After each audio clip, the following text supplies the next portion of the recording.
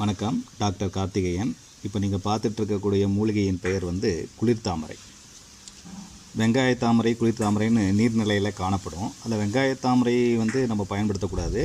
இது குளிர்தாமரை. நல்ல இலை அமைப்பை பார்த்துக்கங்க. இந்த குளிர்தாமரையோட முக்கியமான பயன், பேருக்கு ஏற்ற மாதிரியே உடம்புக்கு குளிர்ச்சி தன்மையை குடிக்கக்கூடிய ஒரு முக்கியமான மூலிகை. அதான் இந்த குளிர்தாமரை. இது எப்படி பயன்படுத்தணும்னு கேட்டிங்கன்னா, ஒரு குளிர்தாமரை இந்த செடியை எடுத்துக்கணும். ஒரு 100 கிராம் எடுத்துக்கிட்டோன்னா 100 ml தேங்காய் எண்ணெயில் அந்த இலையை போட்டு இளவறுப்பாக வறுத்து வடிகட்டி எடுத்து வச்சுக்கணும்.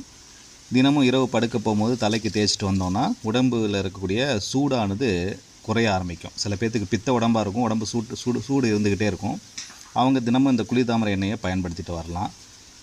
அது மட்டும் இல்லாமல் இந்த மூல நோய் உள்ளவங்களுக்கு மூளைச்சூடு அதிகமாக இருக்கும். அவங்களும் தினமும் இந்த குளிர்தாமரை எண்ணெயை இரவு தூங்கும்போது தலைக்கு தேய்ச்சிட்டு வந்தோன்னா நல்ல பலனை கொடுக்கும். எண்ணெய் வந்து சித்த மருத்துவ நிலையத்துலேயும் கிடைக்கும்.